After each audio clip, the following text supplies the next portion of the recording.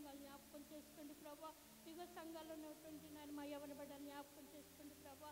నైనా వారు ప్రకాశించే జ్యోతులుగా నైనా వారిని నైనా ఎదిగే కొమ్మలుగా వారిని నీ మందిరంలో నైనా పెంపాలు చేయమని అడుగుతున్నాను దేవా యేసయ్య. నేను వారికి అవసర సక్కరునే మీకు తెలిసిన ప్రభా నీకు వందనాలు నాయన. మా యవన బిడ్డలందరినీ దీవించి ఆశీర్వదించి కాచి కాపాడమని అడుగుతున్నాను నాయన. అనేక చోట్ల మా యవన బిడ్డలు ఉన్నారు ప్రభు. అనేక ప్రాంతాల్లో ఉద్యోగాల నిమిత్తం నాయన స్టడీ నిమిత్తం వెళ్తుండగా నాయన ప్రతి ఒక్క బిడ్డని జ్ఞాపకం చేసుకోమని అడుగుతున్నాను. అలాగే మా అడ్వైజర్ బోర్డు మెంబర్స్ అందరినీ జ్ఞాపకం చేసుకోండి ప్రభా. యేసయ్య బావికి ఇచ్చిన స్వస్థత బట్టి నీకు వందనాలు ప్రభా. అలాగే ఏలియా మాస్టర్ గారిని జ్ఞాపకం చేసుకోండి, సావకర్ గారిని జ్ఞాపకం చేసుకోండి ప్రభా. ఇంకా బిడ్డలు ఉన్న వారు కూడా జ్ఞాపకం చేసుకోమని అడుగుతున్నాను. మా నాయన డీకెన్స్ మెంబర్ని అందరినీ జ్ఞాపకం చేసుకోమని అడుగుతున్నాను. అలాగే మాకు ఇచ్చిన 3 నైనా సంఘాలు నైనా నీ యొక్క సేవకులు జ్ఞాపకం చేసుకో ప్రభా. వారి కుటుంబాలు జ్ఞాపకం చేసుకో ప్రభా. వారి బిడ్డలు జ్ఞాపకం చేసుకునైనా. అలాగే మా స్త్రీల సమాజాన్ని జ్ఞాపకం చేసుకోండి నాయన. నేను సండే స్కూల్ బిడ్డలు జ్ఞాపకం చేసుకోమని అడుగుతున్నాను దేవా యేసయ్య. నీకే వందనాలు స్తోత్రాలు చెల్లిస్తున్నాం ప్రభా నాయన. అలాగే నేను మా విశాఖపట్నాన్ని కాచి కాపాడమని అడుగుతున్నాను నాయన. పరిపాలించి నాయకులు జ్ఞాపకం చేసుకోవాలి. నీతి న్యాయంగా పరిపాలన చేయడానికి కృప దయచేయమని అడుగుతున్నాను దేవా యేసయ్య. అలాగే రావాల్సిన బిడ్డలు క్షేమంగా తోడుకు రమ్మని అడుగుతున్నాను దేవా. ఇక నీ దాసుడు నాయన మాతో మాట్లాడుచుండగా నాయన నీ దాసుడు నీ సిలువ చెట్టును మరుగుపరచమని అడుగుతున్నాను దేవా. అలాగే నాయన గర్భిణీ స్త్రీని జ్ఞాపకం చేసుకోండి ప్రభా. అలాగే నేను ఇంకెవరైతే నేను బలహీనలు ఉన్నారో వారందరినీ మీ జ్ఞాపకం చేసుకోమని అడుగుతున్నాను దేవా. మా సంఘ సభ్యురాలైన లూదియమ్మగా జ్ఞాపకం చేసుకోండి. ఆ బిడ్డకి పూర్ణ స్వస్థత దయచేయమని నీ మందులకు తోడుకురమ్మని అడుగుతున్నాను దేవా. యేసయ్య నీకే వందనాలు. ఈ ఆరాధన అంతట్లో మీరుండవని మీరే మహిమగంతా పొందమని ప్రార్థన ఆలకించమని యేసుని పెట్టుకుంటూ ప్రార్థన చేస్తున్నాను మా తండ్రి. ఆమేన్. ప్రార్థన చేసిన ప్రియ సహోదరికి ప్రభు నామంలో వందనాలు తెలియచేస్తున్నాను. ఉత్తర ప్రత్యుత్తరములుగా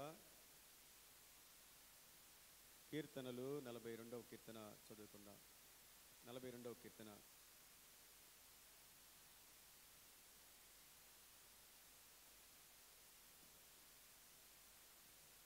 దుప్పి నీటి వాగుల కొరకు ఆశపడినట్లు దేవా నీ కొరకు నా ప్రాణము ఆశపడుచున్నది. నా ప్రాణము దేవుని కొరకు తృష్ణగొనుచున్నది. జీవము గల దేవుని కొరకు తృష్ణగొనుచున్నది. దేవుని సన్నిధికి నేను ఎప్పుడు వచ్చేదని, ఆయన సన్నిధి నేను ఎప్పుడు కనబడేదని. నీ దేవుడు ఏమాయనని వారు నిత్యము నాతో అనుచుండగా రాత్రింబగళ్ళు నా కన్నీళ్లు నాకు అన్నపానములాయను. జన సమూహంతో పండుగ చేసిన సమూహంతో నేను వెళ్ళిన సంగతిని సంతోషం కలిగి స్తోత్రములు చెల్లించుచు నేను దేవుని మందిరమునకు వారు నడిపించిన సంగతిని జ్ఞాపకం చేసుకొనగా నా ప్రాణము నాలో కరిగిపోతున్నది. నా ప్రాణమా నీవు ఏల కృంగి ఉన్నావు, నాలో నీవేళ తొందరపడుచున్నావు. దేవుని యందు నిరీక్షణ ఉంచుము. ఆయనే నా రక్షణకర్త అనియు నా దేవుడనియు చెప్పుకొనుచు ఇంకను నేను ఆయనను స్తుతించెదను. నా దేవా, నా ప్రాణం నాలో కృంగి ఉన్నది. తాను వాగ్దాన ప్రదేశం నుండి, నిర్మోన పర్వతం నుండి, ఈసారు కొండ నుండి నేను నేను జ్ఞాపకం చేసుకుంటున్నాను. నీ జల ప్రవాహదారులు ధ్వని విని కరుడును పిలుచుచున్నది. నీ అలలన్నీయు నీ తరంగములన్నీయు నా మీదుగా పొర్లి పారి ఉన్నవి. అయినను పగటి వేళ యెహోవా తన కృప కలుగు నా జ్ఞాపించి రాత్రి వేళ ఆయన గుర్చిన కీర్తనయు నా జీవదాత అయిన దేవుని గుర్చిన ప్రార్థనయు నాకు తోడుగా ఉండును. కావున నీ వేళ నన్ను మరచి ఉన్నావు.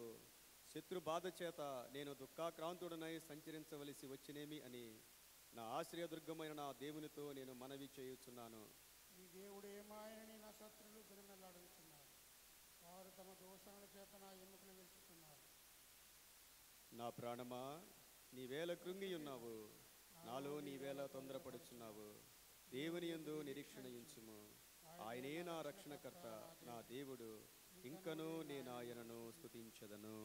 ఆమేన్. మనందరం కలిసి అపోస్తుల విశ్వాస ప్రమాణాన్ని చెప్తాం. భూమి ఆకాశం సృజించిన సర్వశక్తిగల తండ్రి అయిన దేవుని నేను నమ్ముచున్నాను. ఆయన ఏక కుమారుడును మన ప్రభు అయిన యేసుక్రీస్తును నమ్ముచున్నాను. పరిశుద్ధాత్మను నమ్ముచున్నాను. పరిశుద్ధ క్రైస్తవ సంఘమును, పరిశుద్ధుల సహవాసమును, పాప క్షమాపణయు, శరీర పునరుత్థానమును, నిత్య జీవమును ఉన్నవని నమ్ముచున్నాను. దయచేసి అందరూ కూడా కూర్చోండి. ఈ సమయంలో యవన బిడ్డలు వచ్చే పాట పాడి ప్రభువును మహింపరచవలసిందిగా ఆహ్వానిస్తూ ఉన్నాను.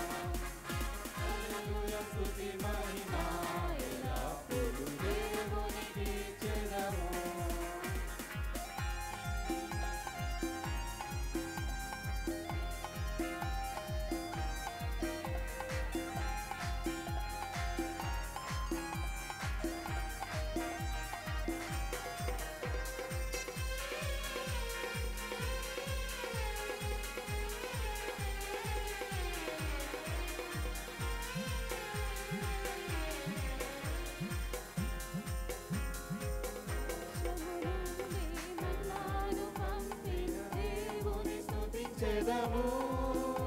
ఆకాశము నుండి మన్నాను పంపిన దేవుని స్తుతించెదము.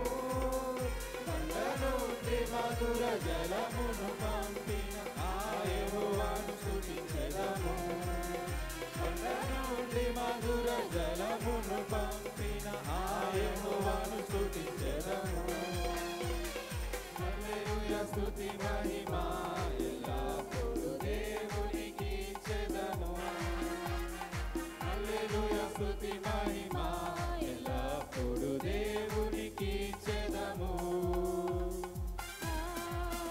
హల్లెలూయా హల్లెలూయా హల్లెలూయా హల్లెలూయా హల్లెలూయా హల్లెలూయా. హల్లెలూయా స్తుతి మహిమ ఎల్లప్పుడూ దేవునికి ఇచ్చెదము. హల్లెలూయా స్తుతి మహిమ ఎల్లప్పుడూ దేవునికి ఇచ్చెదము.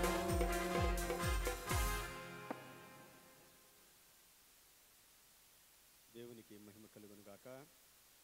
ఈ దినమునగా ఏర్పాటు చేయబడిన బైబిల్ పాఠ్య భాగములు చదివి వినిపించవలసిందిగా ఏర్పాటు చేయబడిన వారిని ఆహ్వానిస్తూ ఉన్నాను.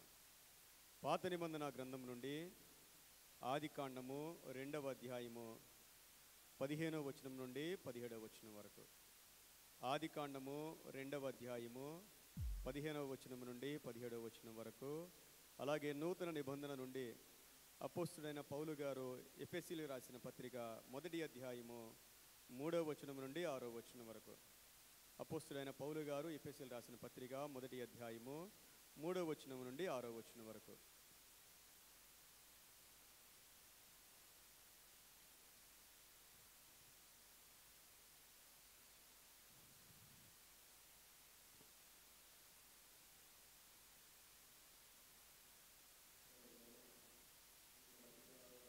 దైవజనులచే ఏర్పాటు చేయబడిన మొదటి లేఖన భాగం పాత నిబంధన గ్రంథం నుంచి ఆది కాండం 2వ అధ్యాయం 15 నుంచి 17 వచనాలు. ఆది కాండం 2వ అధ్యాయం 15 నుంచి 17 ఈ విధంగా రాయబడి ఉన్నాయండి. నది యూఫ్రటీస్ మరియు దేవుడైన యెహోవా నరును తీసుకొని ఏదైనా తోటను సేద్యపరచుటకును దాని కాచుటకును దానిలో ఉంచెను. మరియు దేవుడైన యెహోవా ఈ తోటలోనున్న ప్రతి వృక్ష ఫలములను నీవు నిరభ్యంతముగా తినవచ్చును. అయితే మంచి చెడులు తెలివినిచ్చు వృక్ష ఫలములను తినకూడదు. నీవు వాటిని తినుదినమున నిశ్చయముగా చచ్చుదువని నరుని ఆజ్ఞాపించును. ఈ చదివిన చిన్న వాక్యము మన మనసులకు తలపులు కావనుండును గాక. ఆమేన్.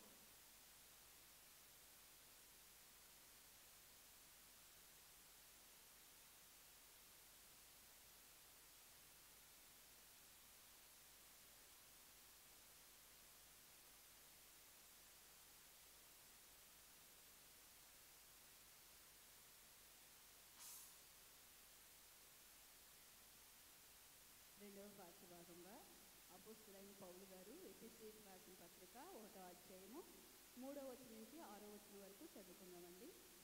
మన ప్రభు అయిన యేసుక్రీస్తు యొక్క తండ్రి యగు దేవుడు స్తుతింపబడును గాక. ఆయన క్రీస్తునందు పరలోక విషయంలో ఆత్మ సంబంధమైన ప్రతి ఆశీర్వాదము మనకు అనుగ్రహించెను. ఎట్లనగా తన ప్రియుని యందు తాను ఉచితంగా మనకు అనుగ్రహించిన తన కృపా మహిమకు కీర్తి కలిగినట్లు తన చిత్త ప్రకారమైన దయా సంకల్పం చొప్పున యేసుక్రీస్తు ద్వారా తనకు కుమారునిగా స్వీకరించుటకై మనలను ముందుగా తన కోసం నిర్ణయించుకొని మనము తన ఎదుట పరిశుద్ధమును నిర్దోషులమై ఉండవలెనని జగత్ పునాది వేయబడక మునిపే ప్రేమ చేత ఆయన క్రీస్తులో మనలను ఏర్పరచుకొనెను. దేవుడు తన పరిశుద్ధ వాక్యం మన హృదయంలో ఫలింపచేయును గాక. ఆమేన్. ఆమేన్. వాక్య భాగములు చదివి వినిపించినటువంటి శేషు గారికి అలాగే లీలా గారికి ప్రభు నామంలో వందనాలు తెలియజేస్తున్నాను. మన ఆంధ్ర క్రైస్తవ కీర్తనల నుండి 644వ కీర్తన కుమ్మరి ఓ కుమ్మరి అనే పాట పాడుకుంటూ మనల్ని మనం దేవునికి సిద్ధపరుచుకుందాం.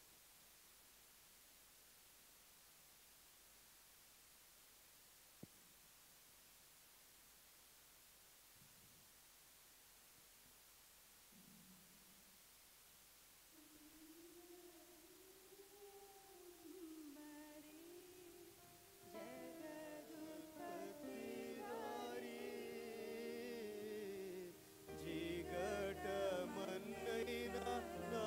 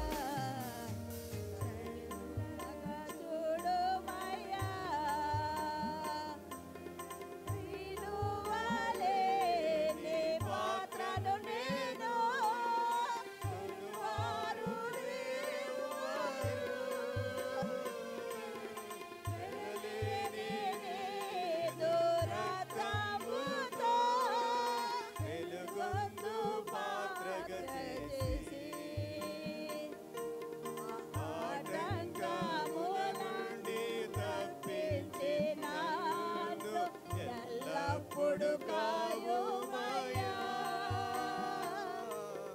పగిలియున్న పాత్రను నేను సరిచేసి వాడుమయా మరి ఓ కుమ్మరి జగదుత్పత్తి సారి చీకటమన్నైనా నా వంక చల్లగా చూడుమయా చల్లగా చూడుమయా లోకాశతో నిండి ఉప్పొంగుచు మార్గమునే తప్పితే మనుషేచ్ఛలన్నీయు స్థిరమనుచునే మనశ్శాంతి కోల్పోతిని పోగొట్టుకున్న పాత్రయనుచు పరుగెత్తి నన్ను పట్టించే ప్రాణము నాలో నున్నప్పుడే నీ పాదంబుల్ని కుమ్మరి ఓ కుమ్మరి జగదుత్పత్తి దారి చీకటమన్నైనా నా వంక చల్లగా చూడుమయా చల్లగా చూడుమయా హల్లెలూయా.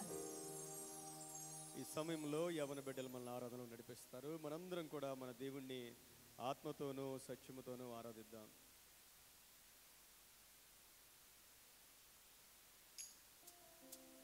మనం సజీవ లెక్కలు ఉన్నామంటే ఈ క్షణాన ఆయన సన్నిలో నిలబడి ఉన్నామంటే ఆయనకి ఎన్నో కృతజ్ఞతలు చెల్లించాలి.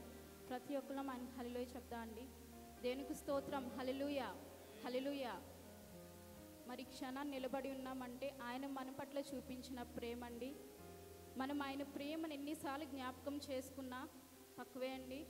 ఎందుకంటే మన పట్ల ఆయనకి ఎంత ప్రేమ ఉన్నదని ఆయన శిలువ మీద చూపించారు. మనం ఒక్కసారి ఈ దినాన ఆయన ప్రేమను జ్ఞాపకం చేసుకుందామా? ప్రతి ఒక్కరు కళ్ళు మూసుకుని ఆయన శిలువ మీద మన కొరకు చేసిన ఆ యాగాన్ని జ్ఞాపకం చేసుకుందామా? ఆయన శరీరాన్ని రక్తాన్ని మన కొరకు చిందించారు. అటువంటి ప్రేమను జ్ఞాపకం చేసుకుందామా? అటువంటి గొప్ప ప్రేమికుడు ఎవరైనా ఉన్నారండి? ఆ ప్రేమను జ్ఞాపకం చేసుకుందామండి. దేవానికి స్తోత్రమయ్యా. నీ వంటి గొప్ప ప్రేమికుడు ఎవరు లేరయ్యా. నీకు వందనాలు దేవా. ఒకవేళ మీకంటే మేము అధికముగా మనుషులను ప్రేమిస్తున్నామేమో, మా స్థితిగతులను ప్రేమిస్తున్నామేమో, మా పనిపాట్లను ఉద్యోగాలను ప్రేమిస్తున్నామేమో దేవా. మీకంటే అధికముగా మనుషుల్ని తండ్రి ఆరాధిస్తున్నామేమో. ఒక్కసారి జ్ఞాపకం చేసుకుందాం. మన హృదయంలో ఎవరిని భద్రపరుచుకుని ఉన్నాం, ఎవరిని దాచుకొని ఉన్నాం? దేవుని మన హృదయంలో ఉన్నాడా? ఆయన ప్రేమ మన జ్ఞాపకం చేసుకుంటున్నామా? ప్రతి ఒక్కరు జ్ఞాపకం చేసుకుందామండి. ఆయన కొరడాతో కొట్టేటప్పుడు ఆయన సహించారు కానీ బాధపడలేదు. ఆ భారమైన శిలువను మోస్తున్నప్పుడు ఆయన భరించారు కానీ బాధపడలేదు. ఆ మేకులు ఆయన చేతులకు కాళ్ళకు కొట్టినప్పుడు ఆయన బాధపడలేదు. కానీ ఆయన కుమారులను కుమార్తెలమైన మనము ప్రేమించట్లేదు అని ఆయన బాధపడుతున్నారు. అన్నిటికంటే అధికంగా ఆయన ప్రేమించట్లేదు, ఆయన వేదన చెందుతున్నారు. నిజంగా మనం ప్రేమిస్తున్నామా? దేవుని కంటే అధికంగా ఇంకేమైనా ప్రేమిస్తున్నామా? జ్ఞాపకం చేసుకుందాం. అటువంటి ప్రేమికుడిని మనం స్తుతిద్దామా ఈ దినాన? ఆయన ప్రేమను జ్ఞాపకం చేసుకుందామా? ప్రతి ఒక్కరం దేవా నిన్నే అధికంగా ప్రేమిస్తానయ్యా, ప్రేమించేదాన్ని అధికముగానే దేవుని ఆరాధించుకుందాం. ఈ దినాన మరి దేవుని మనకిచ్చిన గొప్ప అవకాశం, మన పట్ల చూపించిన కృపకై మనం ఆయన ఆరాధిద్దాం. ప్రతి ఒక్కరం ఎవరు మౌనంగా ఉండకుండా దేవుని ఆరాధించండి.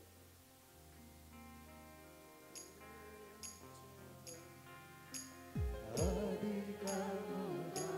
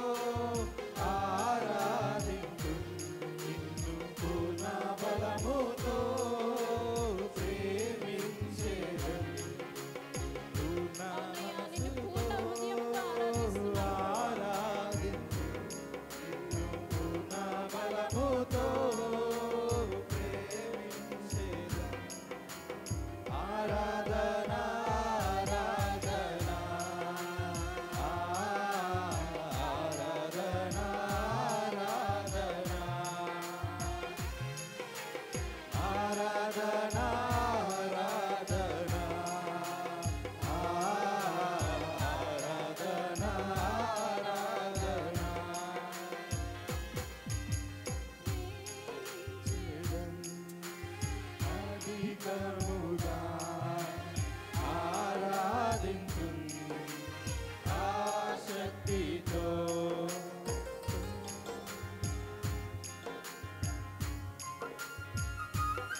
ఎవరు మౌనంగా ఉండకుండా దేవుణ్ణి ఆరాధించు. ఆయన మనకు చూస్తున్నాడు. హృదయపూర్వకంగా మనం ఆయన ఆరాధిస్తే ఆయన మన పక్షాన కనికరం చూపుతాడు.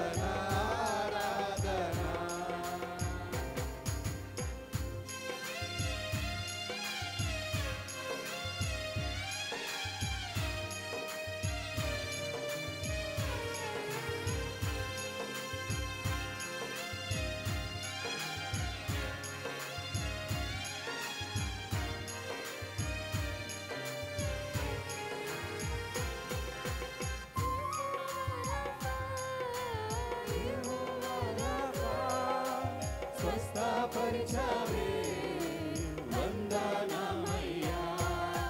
యెహోవా రఫా, యెహోవా రఫా, స్వస్థపరిచావే వందనమయ్యా. స్వస్థపరిచావే వందనమయ్యా. నిన్ను పూర్ణ మనసుతో ఆరాధించు,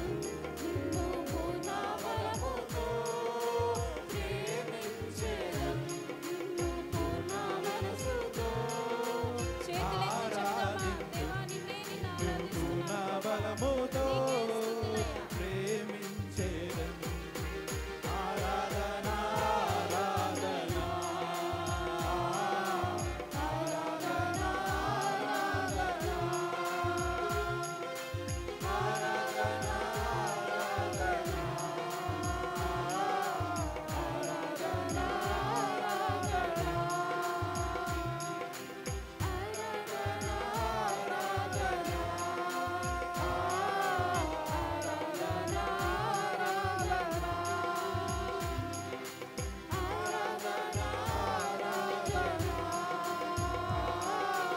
ఆరాధన ఆరాధన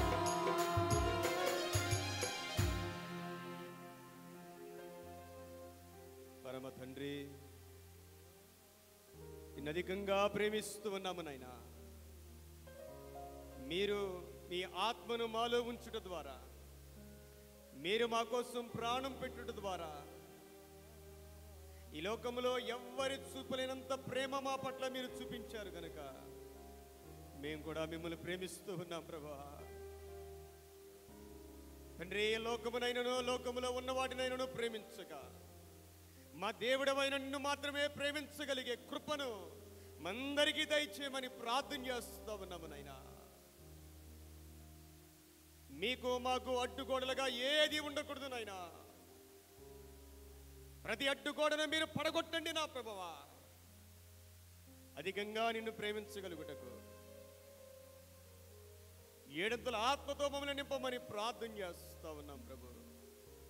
అందరికీ మీ కృప దయచేసి మహిమ పొందమని, మా ఆరాధనల మీరు ఆశీనులైనందుకు నీకు వందనాలు చెల్లిస్తూ నీ స్వరము మాకు వినిపించండి ప్రభువా.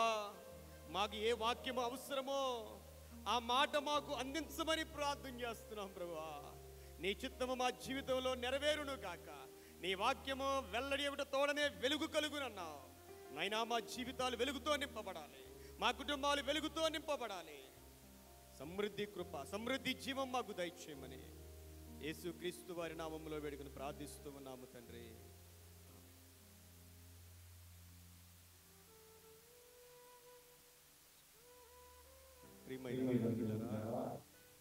అందరికీ కూడా యేసుక్రీస్తు వారి నామములో శుభములు ఆశీర్వాదములు తెలియచేస్తూ ఉన్నాను.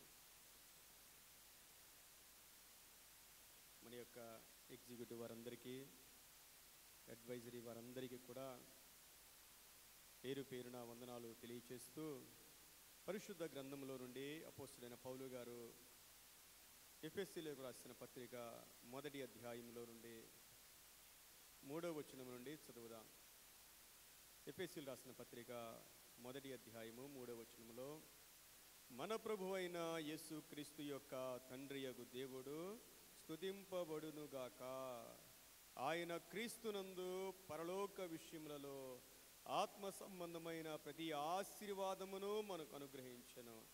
ఎట్లనగా తన ప్రియుని యందు తాను ఉచితముగా మనకు అనుగ్రహించిన తన కృపామహిమకు కీర్తి కలుగునట్లు తన చిత్త ప్రకారమైన దయా సంకల్పము చొప్పున యేసుక్రీస్తు ద్వారా తనకు కుమారునిగా స్వీకరించుటకై మనల్ని ముందుగా తన కోసము నిర్ణయించుకుని, మనము తన ఎదుట పరిశుద్ధులమును నిర్దోషులమై ఉండవలనని జగత్తు పునాది వేయబడక మునిపే ప్రేమ చేత ఆయన క్రీస్తులో మనలను ఏర్పరచుకొనెను. తండ్రి అయిన దేవుడు ఆయన బిడ్డలైన వారికి ఆత్మ సంబంధమైన ప్రతి ఆశీర్వాదాన్ని కూడా అనుగ్రహించాడు. కేవలం శరీర సంబంధమైన, ప్రకృతి సంబంధమైన ఆశీర్వాదాలతో మనం సరిపెట్టుకుంటే దేవుని చిత్తాన్ని మనము గుర్తించలేని వారుగా ఉండిపోతాం. ఈ రోజుల్లో మనం ఎక్కడ చూసినా దేవుడు నన్ను దీవించాడు, ఆశీర్వదించాడు. ఎంతవరకు ఆశీర్వదించాడంటే కేవలం ఈ లోకం మట్టుకే అని అనేక సాక్ష్యాలు మనం వింటా ఉన్నాం. చాలామంది కూడా వాటికే ప్రాముఖ్యతను ఇస్తూ ఉన్నారు. ఆత్మ సంబంధమైన ఆశీర్వాదాలతో పోలిస్తే ఈ లోక సంబంధమైన ఆశీర్వాదాలు ఎన్నదగినవి కావు. అందుకే ఫిలిప్పీలు రాసిన పత్రికలో పౌలు గారు అంటారు, కొంతమందికి వారి కడుపే వారి దేవుడు. వారు కేవలము ఈ లోక విషయాల మీదే వారి మనసు ఉంచుతూ ఉన్నారు. వారు దేవుని శిలువకు శత్రువులుగా ఉన్నారు. ఒక దేవుని బిడ్డగా మనం ఎప్పుడు కూడా ఆత్మ సంబంధమైన ఆశీర్వాదాలు, పరలోక సంబంధమైన ఆశీర్వాదాలకి మనం అధికంగా ప్రాముఖ్యతను ఇవ్వవలసిన వారమై ఉన్నాం. దేవుడు మనకి ఎన్నో ఆశీర్వాదాలు, ఆత్మ సంబంధమైన ఎన్నో ఆశీర్వాదాలు దేవుడు మనకి దయచేశాడు. గడిచిన వారంలో మనం ధ్యానం చేశాం. మొట్టమొదటిగా దేవుడు ఆయన బిడ్డలుగా మనల్ని అంగీకరించాడు. అది గొప్ప ఆశీర్వాదం. దేవుడిచ్చిన అన్ని ఆశీర్వాదాలు ఈరోజు మనం చదివిన వాక్యంలో 4వ వచనంలో ఎట్లనగా తన ప్రియుని యందు తాను ఉచితముగా మనకు అనుగ్రహించిన తన కృపామహిమకు కీర్తి కలుగునట్లు అని రాయను. దేవుడిచ్చిన ప్రతి ఆశీర్వాదం కూడా ఉచితంగానే ఇచ్చాడు ఆయన. దేవుణ్ణి మనం డబ్బు పెట్టి కొనుక్కోలేం. బైబిల్ గ్రంథంలో ఒక ఆయన ద్రవ్యముతో దేవుణ్ణి కొనుక్కోవాలి అనుకున్నాడు. దేవుణ్ణి అంటే పరిశుద్ధాత్మ దేవుణ్ణి. పౌలు గారు సమరయ ప్రాంతానికి ఆ ఫిలిప్పి గారు ఆ సమరయ ప్రాంతానికి వెళ్ళినప్పుడు, సమరయ ప్రాంతంలో సువార్త ప్రకటించినప్పుడు అనేక మంది మారారు. అందులో ఒక ఆయన గురించి వ్రాయబడింది, గారడీవాడు. అనేక మందిని ఆశ్చర్యానికి గురి చేస్తూ గారడీలు చేస్తూ ప్రజల చేత గొప్ప పేరు సంపాదించుకున్నాడు సీమోను. ఎప్పుడైతే ఈ యొక్క ఫిలిప్పు దేవుని సువార్తను ప్రకటించాడో చాలామంది ప్రభువుని అంగీకరించారు. ఆ సమయంలో యెరూషలేమునకు వర్తమానం పంపించి పేతురు గారిని తీసుకుని వచ్చారు. మనం చదివితే అపోస్తుల కార్యంలో 8వ అధ్యాయంలో ఈ మాటలు మనకు కనబడతా ఉంటాయి. అపోస్తుల కార్యము 8వ అధ్యాయంలో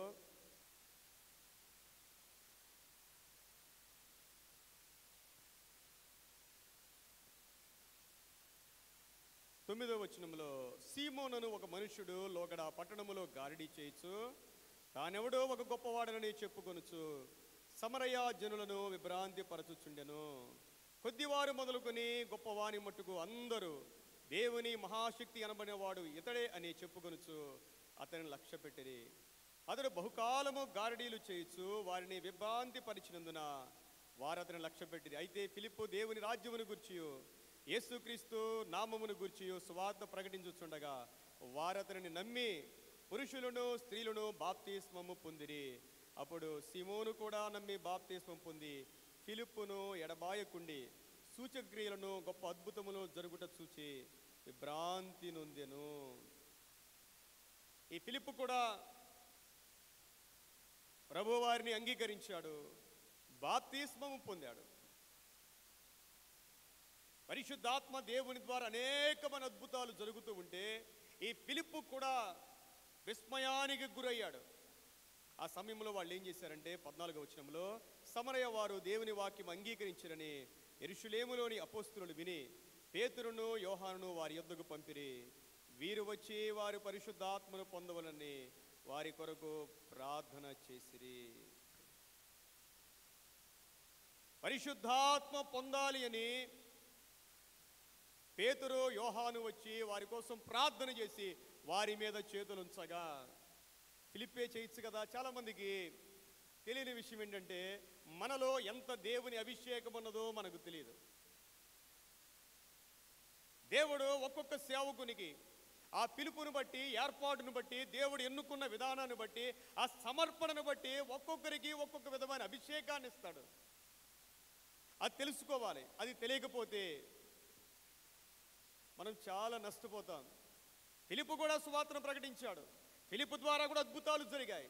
కానీ ఫిలిప్పు ప్రార్థన చేయగా, ఫిలిప్పు చేతులుంచగా ఎవరి మీదకి కూడా పరిశుద్ధాత్మ దేవుడు దిగి వచ్చేంత అభిషేకము తనలో లేదు. దేవుడు ఎన్నుకున్న సేవకులు ఒక్కొక్కరికి దేవుడు ఒక్కొక్క విధమైన తలాంతులు ఇస్తాడు, ఒక్కొక్కరికి ఒక్కొక్క విధమైన అభిషేకాన్ని ఇస్తాడు. అది గనక మనం తెలుసుకోకుండా మనం కూడా ఇలాంటి ప్రయత్నాలు చేస్తే నష్టపోయే ప్రమాదం ఉంటుంది. కాబట్టి ఫిలిప్పుకు దేవుడు ఎంతవరకు ఇచ్చాడంటే సువార్త ప్రకటించడానికి, అద్భుతాలు జరగడానికి, దెయ్యాలు వెళ్ళిపోవడానికి అంతవరకు మాత్రం దేవుడు అభిషేకాన్ని ఇచ్చాడు. కానీ ఈ పేతురు యోహాను దేవుడు వీరికిచ్చిన అభిషేకము చాలా గొప్పది. వీరు వచ్చి ఏం చేశారంటే వారి మీద చేతులుంచగా వారు పరిశుద్ధాత్మను పొందిరి. చూడండి, పరిశుద్ధాత్మ దేవుడు దిగి రావాలి అంటే దేవుడు ఆత్మపూర్ణులైన వారిని దేవుడు కొంతమందిని ఏర్పాటు చేసుకుంటాడు. వారు వచ్చి ఎప్పుడైతే వీరి మీద చేతులు ఉంచారో అందరి మీద కూడా పరిశుద్ధాత్మ దేవుడు దిగి రావటం మనం చూస్తూ ఉంటాం. బైబిల్ గ్రంథంలో పరిశుద్ధాత్మ దేవుడు దిగి రావాలంటే దేవుడు కొన్ని కార్యాలు బైబిల్ గ్రంథంలో వ్రాసి ఉంచాడు. మనం అనుకుంటాం గట్టిగా పాటలు పాడితే పరిశుద్ధాత్మ దేవుడు దిగి వస్తాడు అనుకుంటాం. రోజుల్లో ట్రెండ్ అంతా అదేనండి. ప్రస్తుతం ట్రెండ్ ఏంటంటే అంతా మ్యూజిక్ ట్రెండ్లో ఉన్నాం. ప్రస్తుతం ప్రతి చోట కూడా బలంగా ఆరాధన చేస్తే పరిశుద్ధాత్మ దేవుడు దిగి రావటం అనే ట్రెండ్లో ఉన్నాం. బైబిల్ గ్రంథంలో ఎక్కడ కూడా అలాంటిది లేదు. వాక్యం చెప్పినప్పుడు పరిశుద్ధాత్మ దేవుడు దిగి వచ్చాడు, ప్రార్థన చేసినప్పుడు పరిశుద్ధాత్మ